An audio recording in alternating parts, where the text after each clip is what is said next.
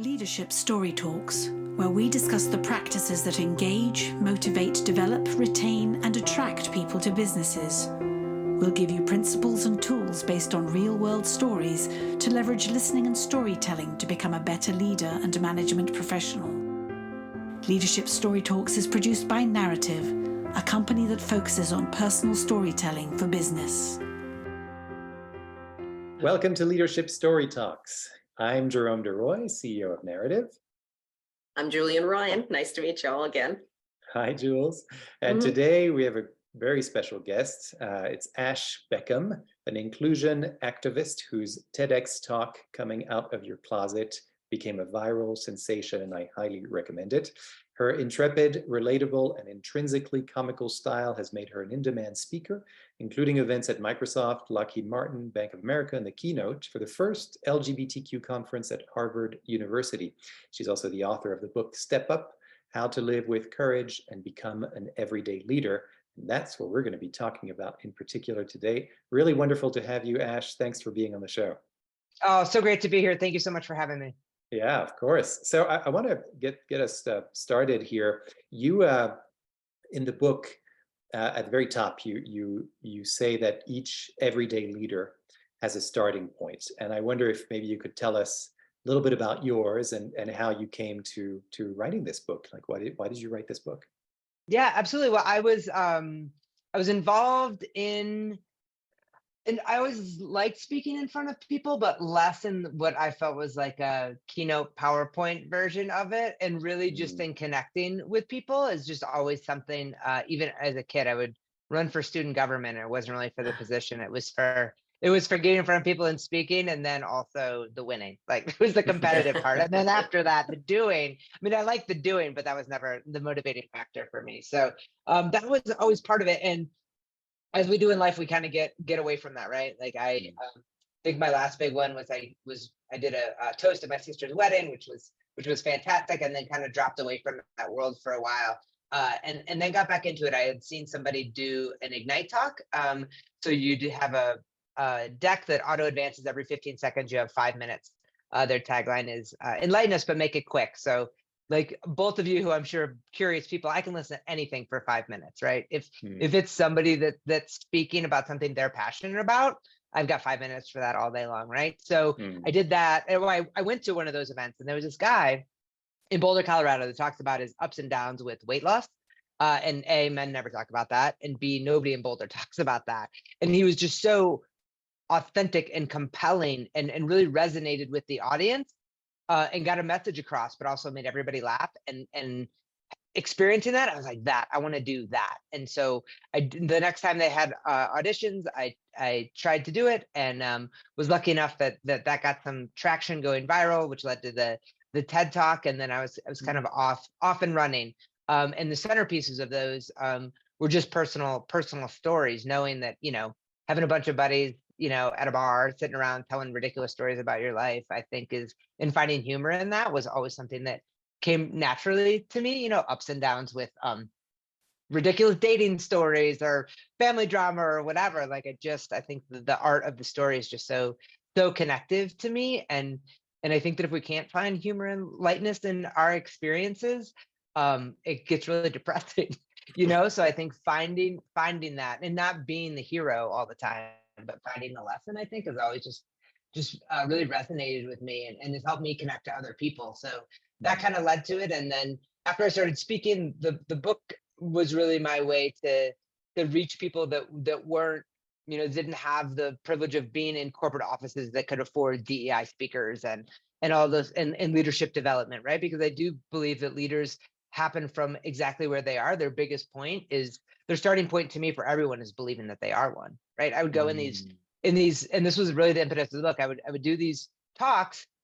People would come up to me afterwards and say, Ash, I can't wait to implement these ideas of empathy and courage and individuality in my leadership style. When I ... I'm going to do it, right? When I get that degree, when I have this many direct reports, when I manage a budget line of X, right? Like, there was this point they thought they needed to get to lead. But you would ask people in the room, how many people think they're a leader? And depending on the demographics, 40% of the hands would go up.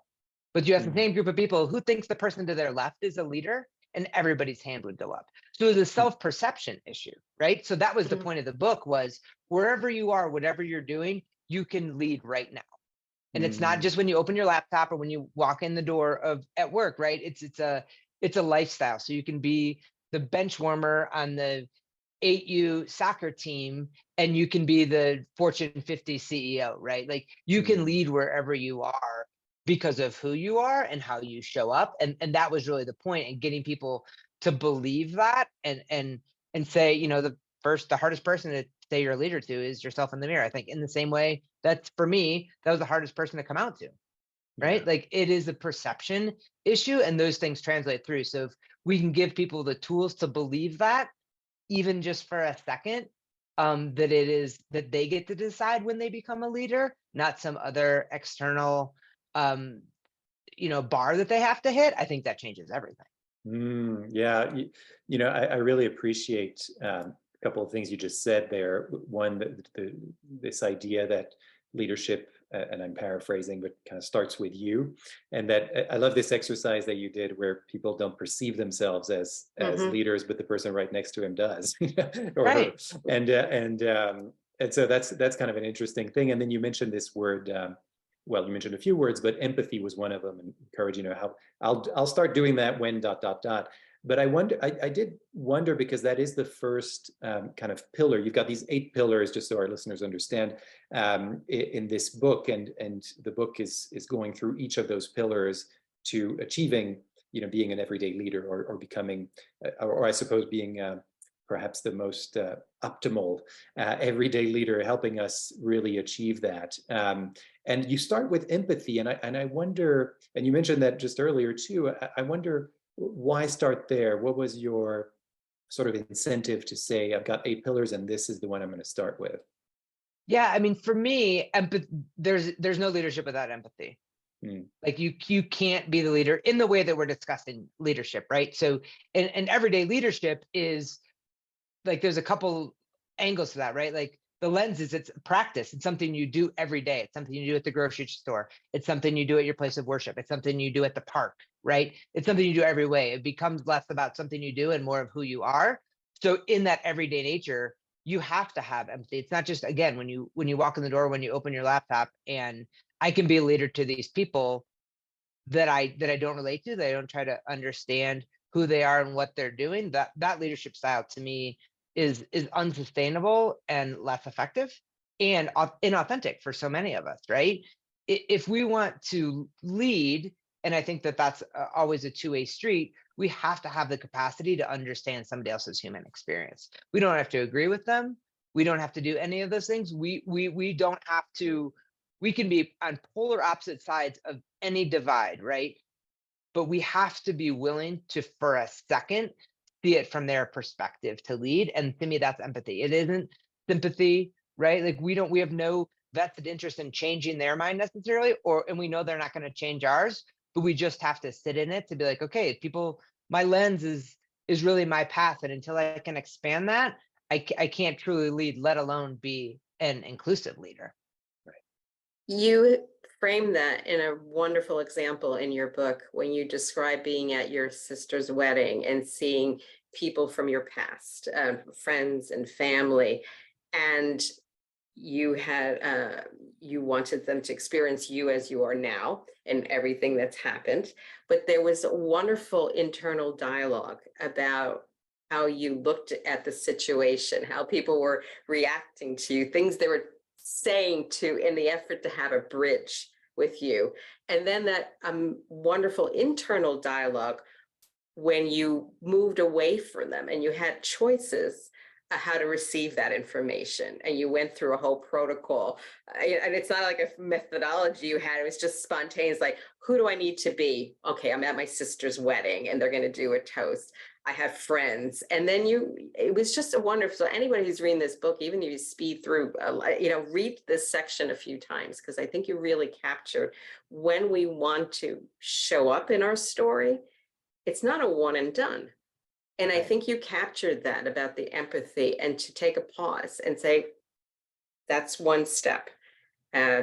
You've caused maybe some dissonance, or you cause some appreciation, but it's not going to happen exactly in that moment. The change or the whatever you're doing to try to reach that divide. But I just really appreciate that scene so much. Yeah, absolutely. I thank you so much for pointing that out. And I think that that's a huge piece of leadership, right? I think we so often get in our echo chambers, or we get in our advocacy if we're in historically marginalized groups, right? It feels like having interactions with people that are not as socially evolved in the cause, I guess, for lack of a better word, or not as informed, is a step back. But to me, that is the prime opportunity for leadership, right? Like, we need, any of us, we need all the allies we can get. And if we set this bar of, this is what it takes to be on the train, on the bandwagon, right? You have to know all the genders that exist on Facebook. You have to understand why pronouns work in that way. And again, my lens is LGBTQ because that's my experience. But in any of these ways, like, there's a certain understanding, but we have to be willing to meet people where they are and know what trying looks like. And if we can, if we trust in our gut, we don't get in our head, but we get in our heart about, are they actually trying? Then we can meet them where we can be the leaders that help them, that we can help them in their allyship, because I don't think we can overstate the impact of allies, right? The people that can have those conversations. It's exhausting to be the person who's constantly having the conversations. But when we have allies that can step in that place and have access to places we're never going to be, like, I'm never going to be in the men's locker room at the gym in my hometown. Like, it's never going to happen. So to have people there that know my story, that can stand up when something, when gay is used in a pejorative way, or when stereotypes are perpetuated, somebody that can be like, actually, let's look at it a different way. Because I think the point is not telling somebody else they're wrong, right? It's showing them that there's a different way. There's a different perspective to see it. Because I think when we extend empathy, that's what comes back to us. It's this, and I think that's what narratives do, right? Like, when we tell our story, I can get up on a stage I've been lucky enough to not be in super hostile environments, but I can get up on stage in a lot of places. And when I start telling my story, it just hit, right? Like, people just, they don't know. We can't, they don't know what they don't know, but once they know, then they can do better, right? Which is, a absolute butchering of Maya Angelou's quote, but you can get there. Like, once you know better, you can do better. But the knowing isn't in the finger wagging, to me, the finger wagging soapbox, we're on opposite sides, you should do better. Teach his own in advocacy, but to me, that isn't going to, I don't want people to act differently because I told them to. I don't want them to not use gay in a pejorative way because I happen to be in the room, right? Then they just change their actions around me. I want them to understand the impact of what they're doing and how that affects people. Then I can wash my hands of it. When you act this way, when you say these things, this is how it makes me feel. Now it's on you. It's not on me. I don't have to change you. It's on you to make that change. I'm here to be an ally for it. Just like you said, I'm here to have continued conversations about it, right? It's not like, what leadership style is not a back and forth? Like, that's a dictatorship, right? That's not leadership. So to have leadership, we need to have the interaction. We need to have the questions. We're not going to wrap it up in a 15-second soundbite. It's just not how it works. Not on these topics, at least, right? Like, maybe you can talk about the budget like that, but you're not going to talk about inclusivity in the workplace and have people just understand it because you send out a memo. Like, it's a conversation. So we need to be brave enough to be the leaders to have that conversation. And to me, that's why your position on the org chart is irrelevant in that conversation, because anybody can step in and be real. Yeah. I wonder if you've on this topic, I want to kind of go into the workplace for a second, because you touched on this, and I think that's also our experience, is that you sort of see these when something happens in the world, and obviously in the last 3 years a lot has happened, and there's been a lot more awareness around diversity, equity, and inclusion for different groups, but I wonder, from your perspective, where we are now, what kinds of changes have you seen in terms of this kind of, if there was an equality spectrum in the workplace, And specifically from the point of view of the LGBTQ community and what you're seeing, what progress have you seen, and where do you think there still needs to be work done? Are there things that you're kind of seeing at the moment? Yeah, we need to focus on this right now because that's not happening. Yeah, absolutely. Well, I think there's been, tremendous increases. The fact that DEI has become a leveraging point, like your company's overt public actions and policies around DEI is a point of pride for organizations and becomes a recruitment tool. I think it's complete. It used to be like the wink and a nod. Well, the supervisor and the HR director is family. You know what I mean? Like, Right. or they know somebody, or that's a safe place to be. Or if you're in this department, you're fine. Or keep your head down, but this is somebody you want to work for, right? Like it was a wink and a nod. And now if you are not on a website for a Fortune 500 company and you are not 2 clicks away from their stance on DEI, they are behind the ball. They're at a competitive disadvantage, and everybody knows that. And so I think that there's a piece there that really raises the bar. You just don't have a choice. And it used to be kind of industry specific, right? And now it's across the board. Some people in the defense contracting, Boeing and Lockheed Martin, are in this arms race on DEI initiatives. It's amazing. And you see these collaborations between competitors at banks. You know what I mean? You see Chase and Bank of America in the same room comparing what their policy is so they can go back and say, hey, this is what our competitors are doing. So when we go out and recruit, what kind of healthcare services do we offer? What are our policies for people that are in states where there is discrimination, right? And then on a global level, there are organizations that are building manufacturing plants or expanding them in countries that are LGBTQ plus friendly, right? So they're changing the policy. It's not the government that's changing the policy. Do you want this multi-million-dollar investment? Okay, then we have to be able to bring people down there that are going to be protected, and it's part of our policy. So get back to us and let us know. You know what I mean? Like it is the leveraging of that by corporations, I think, is phenomenal. And I think now it's gotten into self-ID. It's got, it isn't just employee resource groups. And I think that that's a place we're at right now. It can't just be June. I mean, you could have anyone make your logo have a rainbow on it, right? Like you could have a graphic designer, a second-year graphic designer in college, use Photoshop and do, like, that's not it. It's the policies. It's, do people feel included? Can they fully be themselves, right? I think that's it. And it's not just in June. Like we're not just flipping the calendar on the affinity group that we're working through, because those issues that are coming up for our LGBTQ friends and family and allies in some communities happen year round. And also, you can create the most amazing environment in the world in your organization, but your employees don't go to the grocery store at work. Their kids don't go to school at work, right? They don't play on the playground at work. So it's making community impact of inclusion that's so important, and really leveraging the power of those organizations to do that. So I think everybody's on a different place in the spectrum.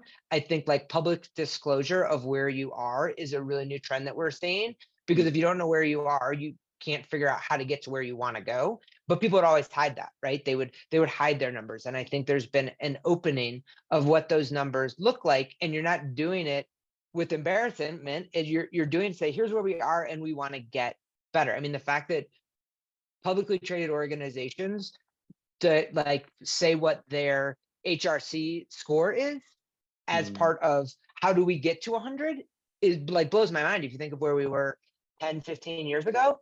And also I think there's still stuff to do, because there's policy and then there's practice, right? Like you can have a pretty website, you can do all the things, but somebody that has to go to work every day in a, not even a hostile environment, but an othering environment, that's a different deal. Because I think you have, for the most part, C-suite executives that understand, whether it's based on what their competitors are saying or just based on recruitment and retention, innovation, like they get diversity is important, and that isn't just checking a box.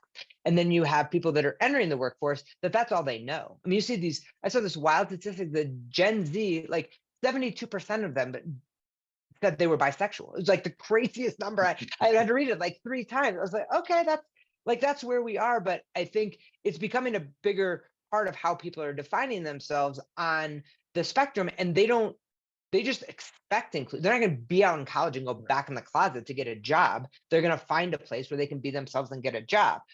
So then the squeeze is the middle. You've got the 50 something, so me, right? These middle managers who are cool with it, but we don't talk about it. Right. Like I'm not gonna treat you any differently, but I'm also not gonna ask you about your partner, because like that's not something we talk about at work. And it's a fine line. Like I get that space. So I think the resources that we're giving are those people in those leadership positions in the middle that are getting squeezed by these demands that they don't necessarily have the skill set, or even they don't get the grace to be able to do it. There's expectation they're going to just understand how to talk about this with no training when they've gone their entire lives.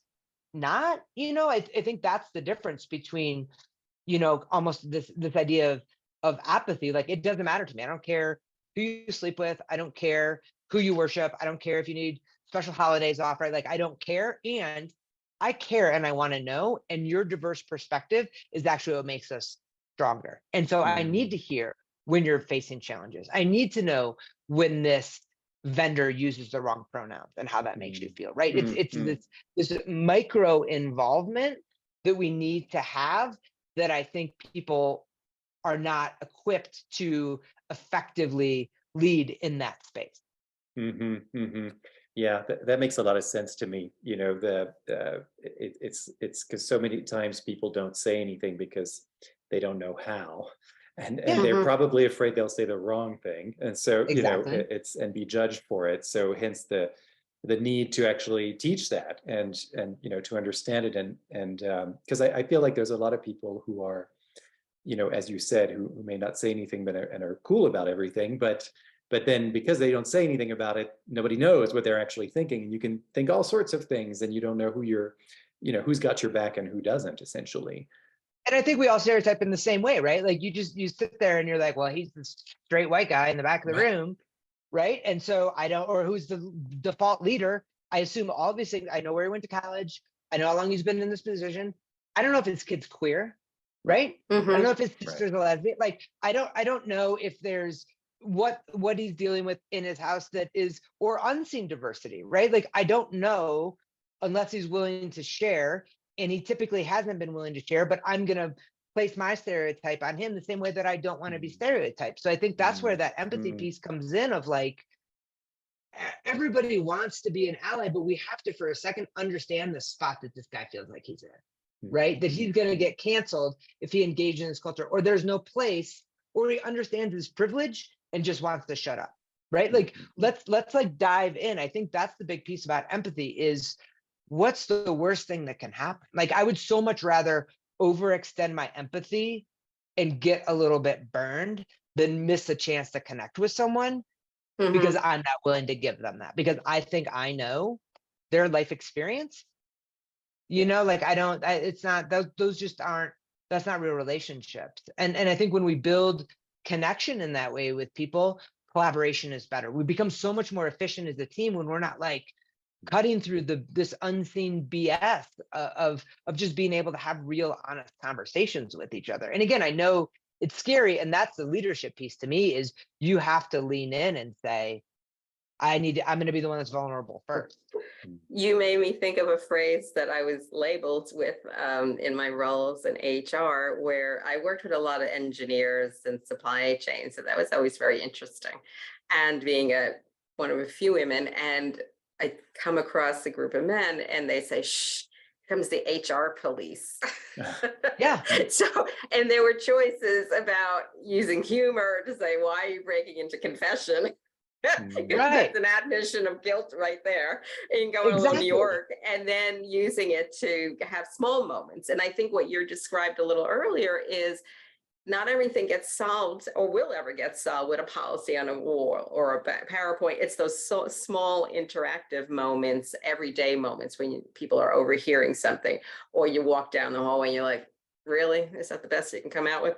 And stop. So I think those are the big acts of bravery, when it's not mandated and you realize it's on all of us, myself, anybody else, to say, how I'm going to use this.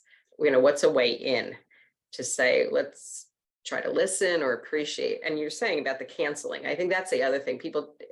Making people feel bad is not always the best policy, showing them a different option to approach it. And I used to ask them, think, how are their wives and mothers doing today and their daughters when they made comments, and put some guilt, like switch in when if it was a gender, bias comment of or course. derogative thing.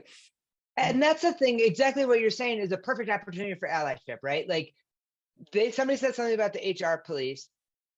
What is more impactful? You having a response, I think, is like the lowest.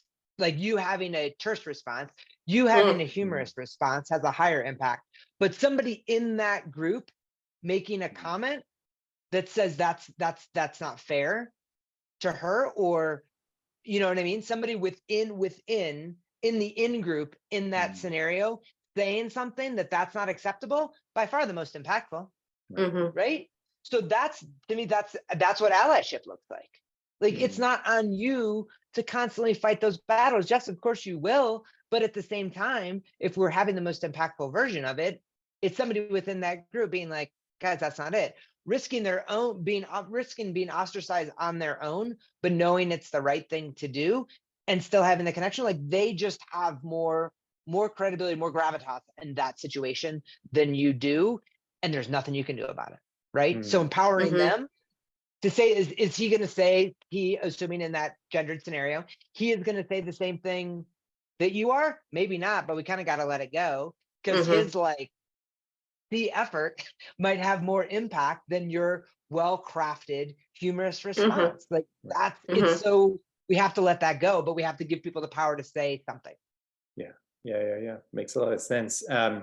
You mentioned this word a little bit earlier, the word grace, and I noticed that it's one of the pillars in your book. In that pillar, the subtitle is, keeping your eyes on the prize. And I wonder if you could elaborate for our listeners about that, this idea of grace, and also what is the prize? What are we keeping our eye on here?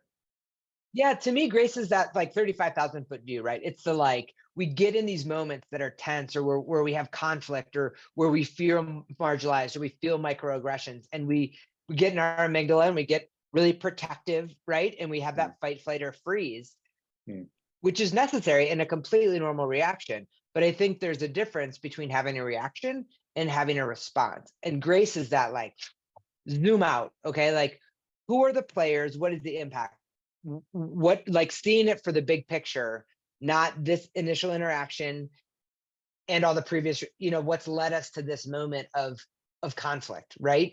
And so I think having that, taking a breath to be able to see the full picture. And to me, the prize always, like we talked about in pre-show, the prize is my intended outcome. What do I want from this? Do I want a relationship? Do I want this to be an instructional moment? Is this some random person on the subway where I just need to like lay it down for my own mental health? That's kind of one thing, right? Is it a family member that I see every 6 months who can't get my pronouns right? Or that is, is always tries to find humor in it, and after multiple iterations just can't let it go, right? Like, is it that, or is it the person in the cube next to me or on my team at work that I'm gonna have to work with for the next 18 months because we're on a project together, right? Like, what do I want from this? What does the situation require? And I think a mindfulness around that always crafts our response. And to me, in any of those relationships that I actually care about, I think if we can get to the point of being able to have a conversation 2, 3, 4 days later is what we want to get to, right? Like, we all know how we would react if we said something or did something and someone jumped all over us and publicly flogged us at work, right? Like, we know we get defensive. Of course, any of us would do that, right?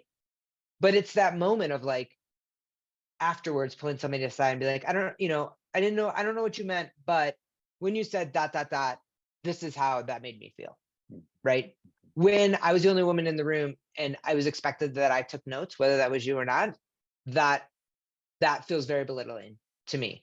I need you to know that, right? Like, not throwing your pen in the middle of it, or a, scoffing at the request, sure. I mean, like, I think we don't even have, like, doesn't even matter if it's justified or not. Right. What do I want the end result to be? What can I be constructive in getting this as a leader, right? Like, what is a leadership moment other than crafting where you want this group to end up and trying to navigate it, right?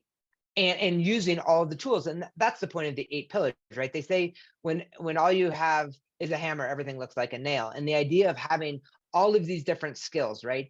Empathy, individuality, authenticity, humility, is that we can draw on all these skills because any situation is going to require, it's like a recipe, a little bit of this, a sprinkle of that, right? And then I can show up in the best way to get the outcome that I want. And the outcome isn't, it's not advocating for myself, right? It isn't like I want a promotion, therefore dot, dot, dot. I mean, that could be it, but really, like, what do I want in this situation? I want collaboration. I want mutual respect. I want people to understand my perspective. How do I get there? And raising my voice and yelling and expecting better from people without giving them the resources to get there, or being willing to understand how they got to where they are, to me, isn't effectively navigating where you want to go. And that 35,000 foot view allows us to really see almost the whole map, right? Potential pitfalls, obstacles. How are we going to get there? How am I going to navigate us through this? Who else do I need to help navigate us through this? Right? It's a long-term vision of where you're trying to go in group relationships and in group dynamics, to me. Yeah.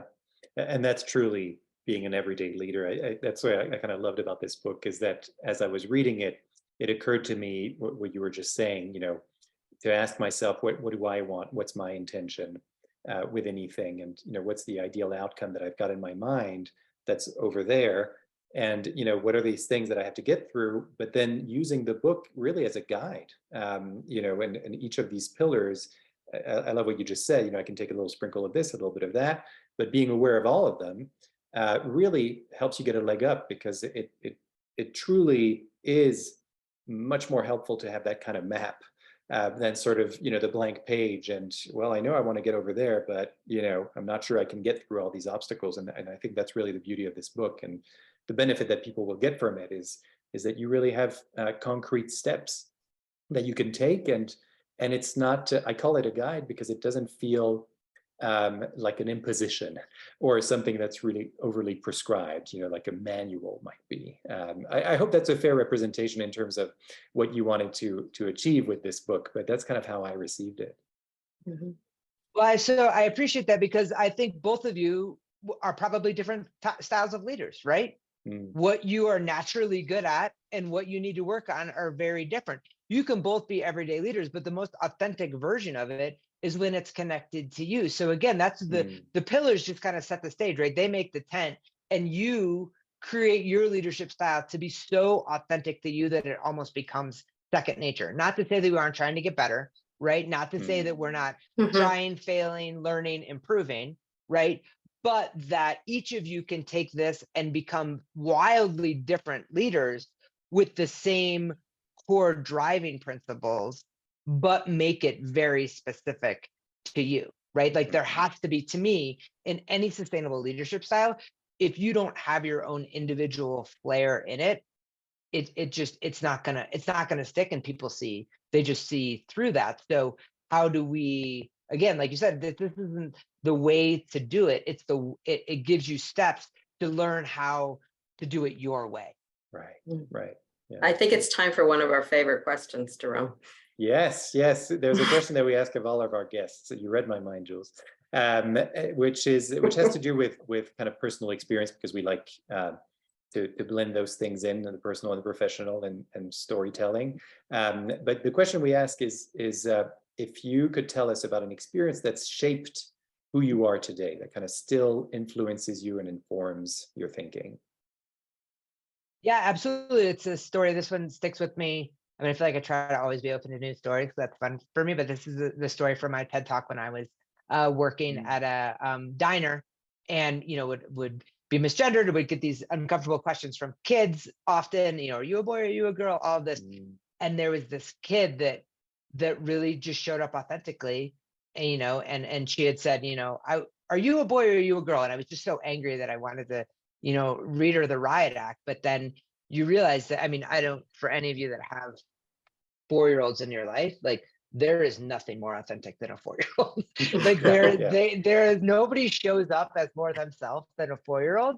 And so, I had all this baggage that I was bringing with me around this conversation, and times I wish I had said something to other kids, right? Like these people that we see in these moments of conflict sometimes become an amalgam of all the people that have wronged us in the past, right? And so they're going to bear the brunt of decades of silenced rage, right? And so to look at a 4-year-old in a princess dress and think that I was going to exact my revenge on this one child, all of a sudden you just see this kid looking back at you. And I didn't have kids of my own at the time, but I had kids in my life, and it just hit me that just a question was just a question. She asked, "Are you a boy or a girl?" And I said, sometimes I like to wear comfy jammies, and sometimes I like to wear sometimes you like to wear comfy jammies, and sometimes you like to wear a pink dress, and I'm more of a comfy jammies kind of girl.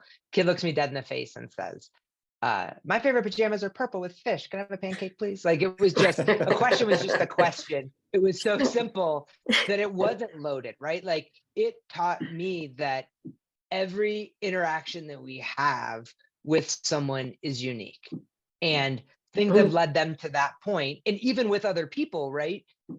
Things that elapse between, I have like this wild uncle who is like the uncle that you're always afraid is going to say something embarrassing in front, like you bring your friends home from college or, whatever. And you're like, oh my God, don't you see him isolated with that person? You're like, oh my God, what's he going to say? What's he going to say? Like, Yes, people evolve. Like, people have human experiences in between our experience with them.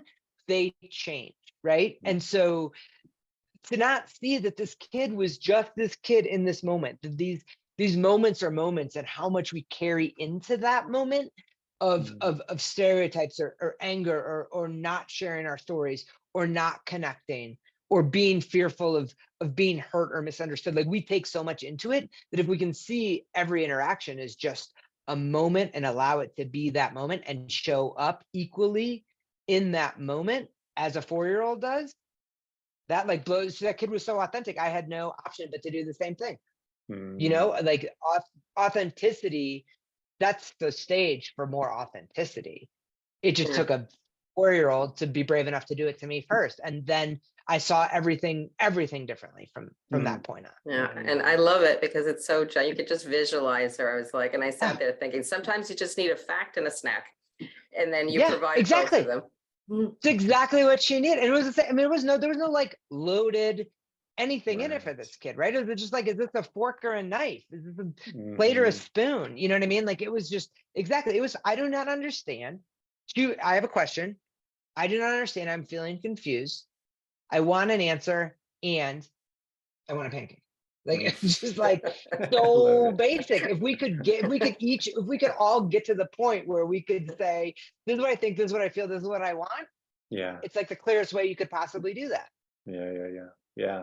That's wonderful. And it also puts the, the incentive for the book, which I think, is a great, kind of reflection of this story you just told us. So thanks so much for sharing that with us. It's really wonderful, and what a great message as well for all our listeners. I wonder, Ash, in the time that we've got left here, if there's anything that you would want to leave our listeners with, whether it's a couple of practical steps to think about or things to focus on, or whether there's resources or things that, obviously, I want to also remind our listeners of the book called Step Up: How to Live with Courage and Become an Everyday Leader. And obviously you can find that anywhere you find books, but is there anything else that you would want to leave our listeners with?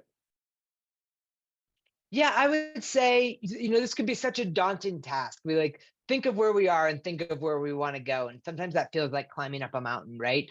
But I think my challenge to anyone listening would be to do one thing today that makes them uncomfortable. Like one tiny baby step, low risk, but that gives you that feeling in the pit of your stomach, right? That you're doing something new, that you're pushing your boundaries. That's what it is. It's those incremental It's those incremental steps that take you up there. Nobody's like scaling straight up the side of a rock face. Like that's not what's happening.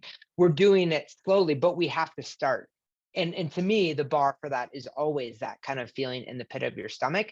And also to know, as we're on this leadership journey, we look at the graph and we always want it to go, up and to the right. And it does generally, because we're getting better and we're practicing, we're doing the things. But if you zoom in on it, it does go up and down. Like to think this is linear and you're going to have nothing but success, that you're not going to mess up, that you're not going to say the wrong thing, that you're not going to be too courageous and overstep, that you're not going to be too humble, right? Like we all have these ups and downs. And so don't think that the down is a failure. It's just part of the journey. It isn't linear. It can't be. And if you're not making mistakes, if you're not feeling uncomfortable, if you're not pushing your boundaries, then you're not moving in the right direction. Wow. Wonderful. Thank you so much. And so much resonating, more than you know. So thank you. Oh, that's amazing, Julienne and Jerome. It was amazing. I love what you're doing. Your view on leadership is just so inspiring, and love the narrative piece. Just think of the world that we could live in if even 5% of the people could share their stories more. I mean, it would change everything. Yeah, absolutely. Very, very powerful stuff. And I always like to leave these episodes with a few words that came to my mind just in terms of takeaways. And really today, there's what you just said, that encouragement to think of something that gets you a little bit out of your comfort zone, and that those incremental changes, that's how we can actually make these big changes happen. We often think, let's just go right to the big change, and then you get discouraged because it's so huge and daunting. But if you take these incremental steps, and I really believe that this book, that you wrote, Ash Beckham, Step Up, How to Live with Courage and Become an Everyday Leader, is really one of those incremental steps you can take. It's actually filled with them. So really take the time to go through those pillars. It's worth your while. I know I'm going to go back and reread it with a little more focus based on this interview. So once again, I just want to thank you, Ash, for being on the show and sharing your insights. It's been really wonderful. And for me, absolutely, I appreciate it. Oh, sorry, Julienne. No worries. I was going to say the one word that stood out for me was practice, practice, practice, and keep showing up. So thank you, Ash, for your gift of setting that forth and giving us something to aspire to. Yeah. Absolutely. Thank you all so much. Yeah. So I want to remind our listeners of a few things as we close. One is, don't forget to subscribe to the podcast, Leadership Story Podcast, because that's how the word of mouth gets around. You can go to our website, narrative.com, NARATIV.com, to find out more about our guest today, Ash Beckham, and where also to get this book.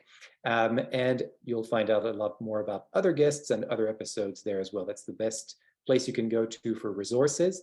And if you've been inspired by this episode and this session, you can join us on September 7th when we're going to begin a 3-part online workshop series. Again, you can go to our website to find out more about that and how you can find, craft, and tell a powerful leadership story of your own in a safe and supportive environment over the course of 3 one-hour sessions online. So that's how you can engage with us. And if you prefer a private session for yourself and your group, we can arrange that as well. So we're always happy to listen and share your story journey. All right. Well, thanks for listening, everyone. And thanks, Jules, for co-hosting with me. Always a pleasure. Yes, always a joy. Thank you so much. All right. Thanks, everyone. Bye. For more information on the narrative listening and storytelling method and how it can help your business, go to narrative.com.